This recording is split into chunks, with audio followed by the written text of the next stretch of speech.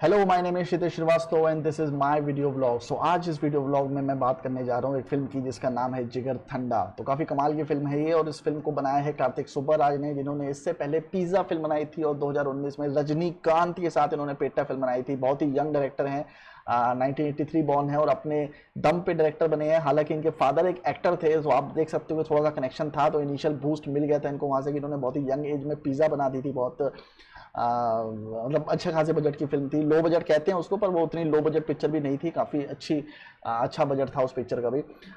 But ये film is different from pizza. और कार्तिक सुब्बाराज की खासियत ये है कि उसने वेस्टर्नाइज सिनेमा को और तमिल सिनेमा को दोनों को मर्ज कर दिया है। तो काफ़ी कुछ गाय रिची टाइप सिनेमा बनाया है इसने। जो शॉट टेकिंग है वो काफ़ी इंटरेस्टिंग थी। जो इसके डीओपी हैं वो भी शायद पहली बार उन्होंने तमिल सिनेमा में ये फिल्म की है। और काफ़ी अच्छे शॉट्स लिए हैं पिक्चर में, और एडिटिंग वेडिटिंग वाइज भी मुझे पिक्चर बहुत अच्छी लगी। और पिक्चर में बिल्कुल भी सबसे अच्छी जो इंपॉर्टेंट चीज़ है वो है कि इसकी स्क्रिप्ट बहुत अच्छी लिखी थी। और ऐसा मैंने पढ़ा है कि कार्तिक सुब्बाराज ने इसकी स्क्रिप्ट अपनी पहली फिल्म बनाने से पहले लिखी थी, और ये फिल्म वो पहले बनाना चाहते थे, पर बजट कंस्ट्रेंट्स की वजह से इस पिक्चर को उन्होंने नहीं बनाया, और इस कॉम्प्रोमाइज करके बेसिकली इन्होंने पिज्जा फिल्म पहले बनाई।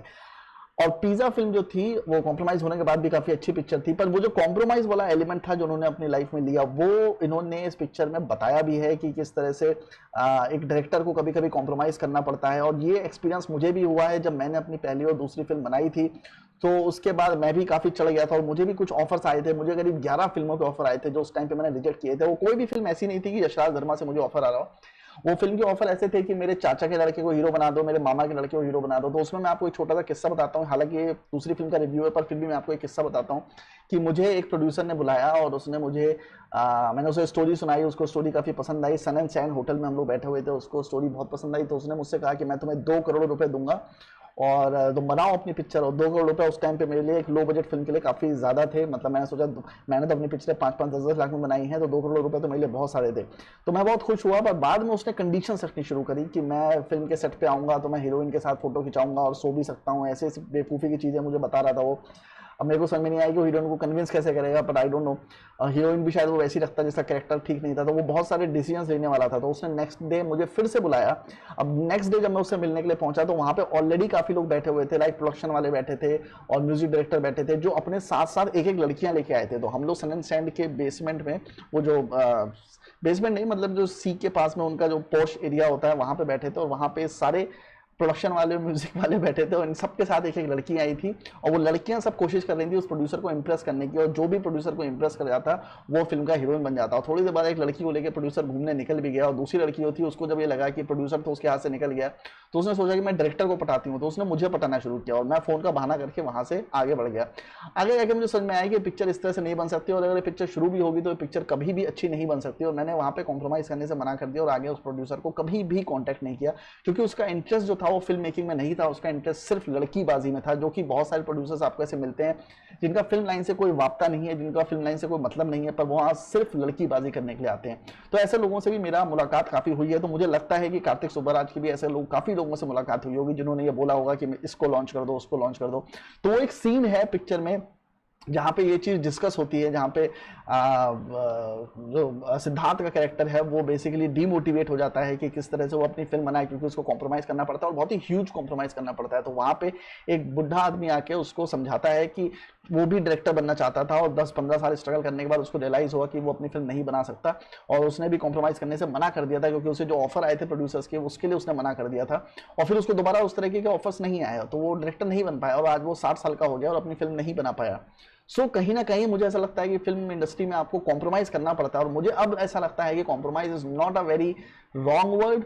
आई थिंक कॉम्प्रोमाइज से कि मैं 2 कदम आगे बढ़ूंगा और कॉम्प्रोमाइज 2 कदम आगे आएगा। तो मतलब बीच में कहीं आपको मिलना पड़ता है। हर बार हर चीजें आपके हिसाब से नहीं होती हैं, जो कि इस फिल्म में बहुत अच्छी तरह से दिखाया गया है। इस फिल्म की खासियत यह है कि फिल्म में कभी भी पैरेलल ट्रैक्स पे फोकस नहीं किया गया है। इसमें कभी भी आपको डिस्ट्रैक्ट करने की कोशिश नहीं की गई है। इसमें सिद्धार्थ की एक अच्छी पैरेलल लव स्टोरी हो सकती थी, पर इन्होंने उसको भी अवॉइड कर दिया है। इसमें कोई भी लव स्टोरी नहीं है। जो लव स्टोरी है भी वो इतनी छोटी सी है कि इतनी आती है और चली जाती है, और उसका भी मेन स्टोरी से कहीं ना कहीं थोड़ा सा कनेक्शन है, जिसकी वजह से वो स्टोरी इतनी इन्फ्लुएंशियल नहीं लगती और होनी भी नहीं चाहिए, जो कि ये स्टोरी लव स्टोरी नहीं है, ये स्टोरी दो कैरेक्टर्स की स्टोरी है जिसमें एक गैंगस्टर और एक वॉनाबी फिल्म डायरेक्टर है। तो पिक्चर बड़ी इंटरेस्टिंगली शुरू होती है एक जगह से जहाँ पे एक फिल्म कंपटीशन हो रहा है, जो कि मुझे लगता है इंडिया में होना चाहिए इस तरह का फिल्म कंपटीशन, जहाँ पे डायरेक्टर्स को चूज किया जाए, राइटर्स को चूज किया जाए, उनको फिल्म बनाने के लिए दिया जाए, फिर उनकी फिल्मों को जज करा जाए, जैसे सारेगामा का शो होता है उस तरह से शो होने चाहिए, पर नहीं होता है इंडिया में। तो ये एक फिक्शनल शो है जो होता है जिसमें डायरेक्टर्स अपनी शॉर्ट फिल्म बनाते हैं और शॉर्ट फिल्म डायरेक्टर चूज करते हैं,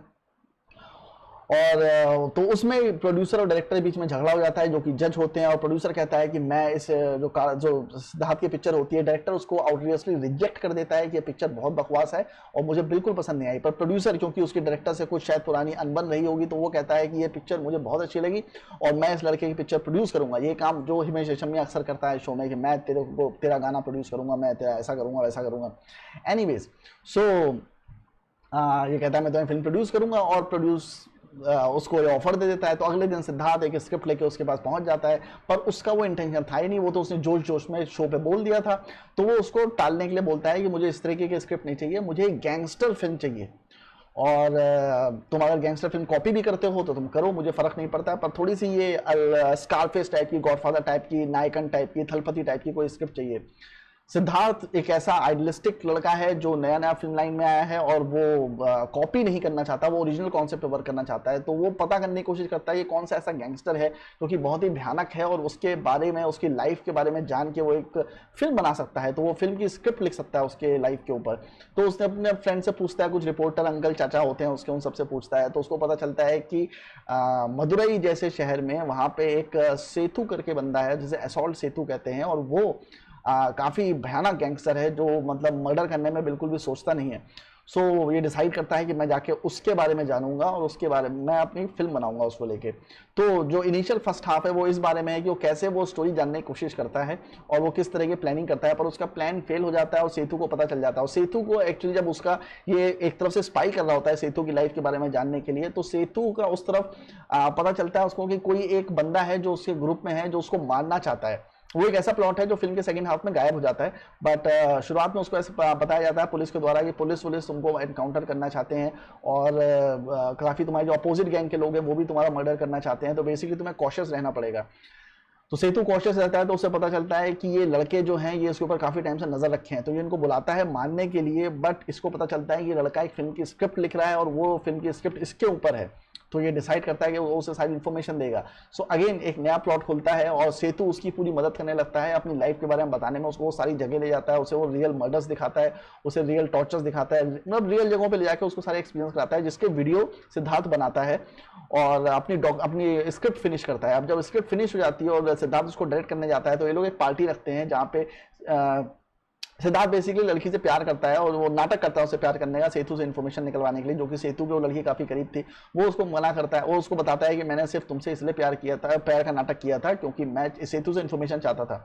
तो खैर जब उसकी स्क्रिप्ट कंप्लीट हो जाती है तो सेतु एक पार्टी रखता है, लोकल टाइप की पार्टी है, जो सत्या टाइप का काफी टेक्सचर उसमें दिखता है कि बड़ी रॉ टाइप के लोग अजीब तरीके से डांस कर रहे हैं और दारू पी रहे हैं, चिकन खा रहे हैं, वो सब चल रहा है। उस पार्टी के एंड में ये डिस्कस होता है कि हीरो कौन होगा, तो अलग अलग हीरो की बात होती है। तो जो लड़की है जिसको सिद्धार्थ ने धोखा दिया है वो उससे बदला लेने के लिए ये बोल देती है सेतु क्यों नहीं एक्ट करता है उस पिक्चर में। तो सब लोग हंसने लगते हैं, मजाक उड़ाने लगते हैं, पर सेतु सीरियस हो जाता है। उसको लगता है कि लोग उसके ऊपर हंस क्यों रहे हैं और उसको उनको हंसना नहीं चाहिए। तो वो कहता है कि हाँ अगर स्टोरी मेरी है तो मुझसे अच्छी एक्टिंग कोई और कर नहीं सकता, मैं ही एक्टिंग करूंगा। अब ये बंदा सिद्धार्थ जो होता है वो उसके लिए तैयार नहीं होता है। तब जाके वो सीन आता है जहाँ पे एक बुढ़ा जो कि एक शॉपकीपर होता है, जो इनिशियल स्टेजेस में सिद्धार्थ को सेतु की इन्फॉर्मेशन देता है, वो उसको आगे समझाता है कि कहाँ कॉम्प्रोमाइज़ करना कभी कभी ज़रूरी होता है फिल्म लाइन में। ये सोच के सिद्धार्थ डिसाइड करता है कि वो एक फिल्म बनाएगा। अब सेतु को एक एक्टिंग टीचर ला के देता है, उससे वो एक्टिंग सीखता है, और वो प्रोड्यूसर जो होता है सेतु उसको ब्लैकमेल करता है कि उसको फिल्म बनानी पड़ेगी।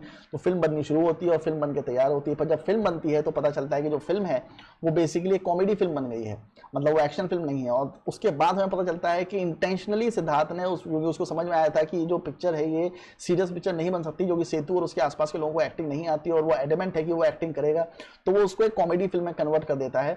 और जब सेतु को पता चलता है ये चीज, क्योंकि उसने ऑलरेडी बहुत सारा पैसा खर्च कर दिया है फिल्म को प्रमोट करने के लिए। उसने लाखों लोगों को पैसे दिए हैं ताकि लोग हॉल में जाकर उसकी पिक्चर देखें, बिरयानी बिकवा रहा है, दारू बिकवा रहा है ताकि लोग पिक्चर देखें। जब लोग पिक्चर देखने पहुंचते हैं तो सब लोग हंसने लगते हैं। तो सेतु बहुत तेज गुस्सा आता है कि मतलब इस तरह से कैसे लोग उसके ऊपर हंस सकते हैं, क्योंकि जिंदगी भर उसने एक फियर लोगों के मन में बनाया है अपने आप को लेकर, इतने मर्डर किए ताकि लोग उससे डरें, और डर ही उसका वेपन है जिससे वो लोगों से काम निकलवाता है। तो वो डर ही खत्म हो जाएगा तो वो कभी सक्सेसफुल नहीं हो सकता अपने जिस गैंगस्टर बिजनेस में है वो। वो परेशान होता है। पर धीमे धीमे हमें पता चलता है कि सेतु की लाइफ में भले ही वो इरिटेट हो रहा है कि कैसे वो एक कॉमेडी स्टार हो गया है और लोग उस पर हंस रहे हैं, पर उसकी लाइफ में कुछ चेंजेस शुरू होते हैं। वो माँ जो उससे कभी बात नहीं करती थी सडनली उससे बात करने लगती है। वो लोग जो उससे डरते थे वो आके उससे हाथ मिलाने लगते हैं और उससे बात करने लगते हैं। तो उसको एक अलग दुनिया दिखती है, अलग माहौल दिखता है। पर इस बीच क्या होता है, सिद्धार्थ को जितने भी लोग होते हैं, जो प्रोड्यूसर होता है, सिद्धार्थ होते हैं, उसके फ्रेंड्स होते हैं, वो जाके कहीं छुप जाते हैं क्योंकि उन्हें पता है कि अब सेतु उनको छोड़ेगा नहीं। पर जब उन्हें ये रियलाइज होता है कि सेतु से वो बच नहीं सकते, तो सिद्धार्थ के पास जो वीडियो रिकॉर्डिंग पड़ी होती है सेतु की, वो डिसाइड करता है ये वो पुलिस को दे देगा और पुलिस उसका एनकाउंटर कर देगी और वो बच जाएगा। पर उससे पहले सेतु उसको पकड़ लेता है, पर सेतु उसको माफ कर देता है क्योंकि तब तक वो रियलाइज कर चुका है कि इस फिल्म ने उसकी लाइफ अलग तरीके से चेंज कर दी है जिस तरह से वो एंटिसिपेट नहीं कर रहा था। और फिर एक क्रॉस होता है और जो सिद्धार्थ है वो गैंगस्टर्स का इस्तेमाल करके अपनी फिल्में बनाता है और सेतु जो है वो एक एक्टर बन जाता है। अब इस पिक्चर का एंड बहुत धमाल है। अभी रिसेंटली मैंने जितनी भी मलयालम, तेलुगु, तमिल फिल्में देखी हैं, क्योंकि मैं बहुत टाइम पहले देखता था और अभी नए देखना मैंने कम कर दिया था उनको, जब मैं ये पिक्चरें देख रहा हूँ तो मुझे पता चल रहा है कि ये पिक्चरें, इन पिक्चरों का एंड बहुत अच्छा है। मतलब बॉलीवुड की पिक्चरों का सबसे बड़ा प्रॉब्लम जो मुझे लगता है वो हमेशा एंड ही होता है। आप बिल्डअप करते रहते हो और एंड में जाके पिक्चर आपकी फ्लैट हो जाती है, बर्बाद हो जाती है। तो ये चीज मेरे ख्याल से साउथ इंडियन सिनेमा से सीखने वाला जरूरी है कि आप अपनी फिल्म का एंड कैसे करें। एंड आपका हमेशा हाई टोन पे होना चाहिए ताकि जब ऑडियंस वहां से निकले तो तारीफ करते हुए निकले, क्योंकि एंड ही वो पॉइंट है जो ऑडियंस के दिमाग में लास्ट में रहता है और उसी पे खड़े होकर लोग ताली बजाते हैं। अगर आपका एंड अच्छा नहीं है तो आपकी पिक्चर कभी अच्छी नहीं बन सकती। तो जिगर धंडा में ये चीज बहुत अच्छी है कि इसका एंड बहुत कमाल का है और मुझे बहुत अच्छा लगा इस पिक्चर का एंड। और I am totally jealous of Karthik Subbaraj. मैं चेक कर रहा था यूट्यूब पे, उसने शॉर्ट फिल्म बनाई है, अपनी फिल्म बनाई है। और सबसे अच्छी बात ये है, भले ही उसके कनेक्शंस थे, उसके फादर एक्टर थे, उसके बाद भी उसने स्टेप्स लिए और स्टेप्स लेके अपनी फिल्में बनानी शुरू की। उसने हार नहीं मानी और लगातार पिक्चरें बनाता रहा। इस पिक्चर को भी बहुत टाइम तक स्टॉल होती रही है, कई प्रोडक्शन वाले आए गए, चीजें होती रही और बीच में उसने दूसरी फिल्में बनाई, पर इवेंचुअली उसने पिक्चर बनाई और काफी अच्छी पिक्चर बनाई। सिद्धार्थ की कास्टिंग भी काफी अच्छी है, क्योंकि सिद्धार्थ एक यंग लॉन्डे की तरह दिखता है, हालांकि वो 30 क्रॉस कर चुका है, उसके बाद भी वो काफी यंग लॉन्डे की तरह दिखता है। एक टाइम था जब मैं सिद्धार्थ का बहुत बड़ा फैन था, जब रंग दे बसंती नहीं आई थी और मैंने तब भी इसकी काफी फिल्में देखी थी, जैसे बोमर इल्लू है और काफी फिल्में थी, मुझे नाम भी याद नहीं है। और काफी लड़कियों से मैं तब ऑर्कुट पे चैट करता था, तो मैंने अपना ऑर्कुट का जो प्रोफाइल पिक्चर था वो सिद्धार्थ का लगा रखा था। और उस टाइम पे लोग कहते थे कि मेरी शक्ल थोड़ी थोड़ी सिद्धार्थ से मिलती है, पता नहीं। मैं काफी यूएस की लड़कियां अक्सर आके मुझसे बात करती थी, उनको लगता था सिद्धार्थ की जो प्रोफाइल पिक मैं लगाई है वो मेरी प्रोफाइल पिक है, तो उस वजह से मुझसे काफी बात करती थी, तो मैं भी उसका काफी फायदा उठाता था। खैर, सिद्धार्थ बाद में पॉपुलर हो गया, उसके बाद वो फोटो यूज की नहीं रही होगी, यूएस में भी पॉपुलर हो गया था वो, तो फिर वहां की लड़कियां मुझसे बात नहीं करती थी। एनीवेज, सिद्धार्थ वो एक्टर है जिसने मुझे ट्विटर पे ब्लॉक कर रखा है, क्योंकि सिद्धार्थ एंटी एस्टेब्लिशमेंट है, एंटी गवर्नमेंट है और मैं प्रो गवर्नमेंट हूँ। सो उसने मुझे ब्लॉक कर रखा था। हालांकि मैंने ट्विटर अकाउंट अपना डिलीट कर दिया और अभी नया ट्विटर अकाउंट खोला है जिसपे मैं रेगुलरली कुछ ना वो ट्वीट करता रहता हूँ और टोटली मतलब वो पॉलिटिकल ट्वीट्स करता हूँ मैं उसके ऊपर। एनीवेज, ये जानना ज़रूरी नहीं है, पर कहने मतलब ये है कि पिक्चर बहुत ही कमाल की। और ये पिक्चर मैंने कई बार डाउनलोड करी और कई बार देखने की सोची, क्योंकि मैंने इसके रिव्यूज पढ़े थे और मैंने इसकी काफी तारीफ पढ़ी थी, पर मैंने कभी इसको देखने का सोचा नहीं। आई डोंट नो मैंने इसको डाउनलोड कर रखा था, क्यों नहीं देखा, क्योंकि शायद मैंने इसके सीन्स बढ़ा के देखे थे और मुझे बहुत इंटरेस्टिंग नहीं लग रही थी। मुझे लगा था वही मारधाड़ वाली पिक्चर होगी जो सेंसलेस माइंडलेस पिक्चरें बनती हैं। हालांकि तेलुगु सिनेमा में इस तरह की माइंडलेस पिक्चरें ज्यादा बनती हैं जिसमें कोई सेंस नहीं होता है, उसमें बस हीरो आके रिवेंज ले रहा होता है, इसको मार रहा होता है, उसको पीट रहा होता है, लोग हवा में उड़ रहे होते हैं। तो वो मैंने सोचा था कि इस पिक्चर में होगा, पर पिक्चर में वैसा कुछ नहीं है। पिक्चर बहुत ही कमाल की है, मतलब जो स्टोरी लाइन है मुझे बहुत इंटरेस्टिंग लगी। एक भी मूवमेंट ऐसा नहीं आता पिक्चर में जहां आप बोर हो। इतनी इंटरेस्टिंग फिल्म बनाई है कार्तिक सुब्बराज ने। कार्तिक सुब्बराज की अगली पिक्चर भी आने वाली है जल्दी, और अभी शायद पेंगुइन रिलीज हुई है कीर्ति सुरेश को, जो कि उसने डायरेक्ट नहीं की है पर प्रोड्यूस की है। So I think I became fan of Karthik Subbaraj after this film. Pizza मुझे अच्छी लगी थी, और पिज्जा जो ओरिजिनल है, पिज्जा जो हिंदी में बनी थी और बाद में उसके जो वर्जन बने हैं वो मैंने देखे, मुझे बिल्कुल अच्छे नहीं लगे, पर जो ओरिजिनल पिज्जा है वो काफी अच्छी थी। और विजय सेतुपति भी इस पिक्चर में है।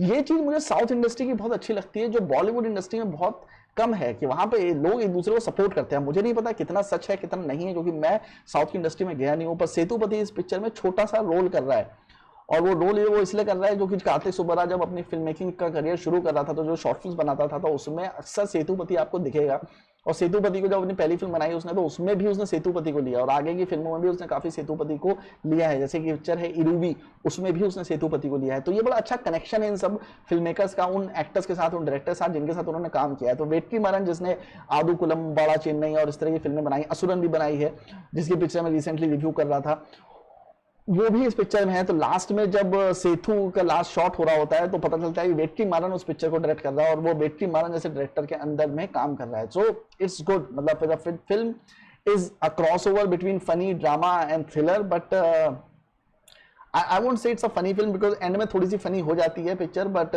Through out the film it's a very dramatic journey, very dramatic journey. I won't, जैसे लोग इसको बहुत ही ग्रेटेस्ट फिल्म मानते हैं, I won't say is one of the greatest films ever made, but it is one of the decent watch that you can see and appreciate. आपको ये picture अच्छी लगेगी जब भी आप इस पिक्चर को देखोगे। सो आई वुड रिकमेंड इट, क्योंकि ये पिक्चर हॉटस्टार पे है और फ्रीली अवेलेबल है, आपको इसके लिए कोई पैसा खर्च करने की जरूरत नहीं है। अगर आप सिर्फ जिगर ठंडा गूगल करते हो तो ऊपर एक लोगो बन किया जाता है डिज्नी हॉटस्टार का, जिसपे आप जाकर क्लिक करके इस पिक्चर को सबटाइटल के साथ देख सकते हो। तो आपको कुछ पैसा खर्च करने की जरूरत नहीं है, इजीली अवेलेबल है और इजीली स्ट्रीम होती है, आप आराम से इस पिक्चर को देख सकते हो। तो मैं रिकमेंड करूंगा कि आप इस पिक्चर को देखिए और मुझे बताइए कमेंट बॉक्स में कि पिक्चर आपको कैसी लगी। अगर ये पिक्चर आपको अच्छी लगी तो उसके बारे में मुझे बताइए, अगर नहीं अच्छी लगी तो उस बारे में बताइए, पर कॉमेंट्स करिए और मुझे बताइए किस और पिक्चर का मुझे रिव्यू करना चाहिए, ऐसी कौन सी पिक्चर है जो आपको लगता है कि जरूर और जरूर देखनी चाहिए, तो मैं उस पिक्चर को जरूर देखूंगा अगर वो फ्रीली अवेलेबल हुई या सबटाइटल मुझे उसके मिल गए। चलिए मैं फिर अगले रिव्यू में आपसे मिलता हूँ, अगले व्लॉग में आपसे मिलता हूँ। मैं किस बारे में व्लॉग बनाऊंगा मुझे भी नहीं पता, पर मैं जल्दी मिलता हूँ आपसे। लाइक, शेयर एंड सब्सक्राइब करते रहिए मेरा चैनल और कमेंट जरूर करिए। आपके कमेंट से मुझे मोटिवेशन मिलता है और मुझे बहुत अच्छे लगते हैं जब आप कमेंट करते हैं, अच्छे अच्छे कमेंट करते हैं और कुछ पूछते हैं, तो मुझे भी लगता है कि चलो इस पिक्चर को देखना चाहिए और इस पिक्चर को रिव्यू करना चाहिए। मिलते हैं जल्दी नेक्स्ट व्लॉग में, बाय बाय।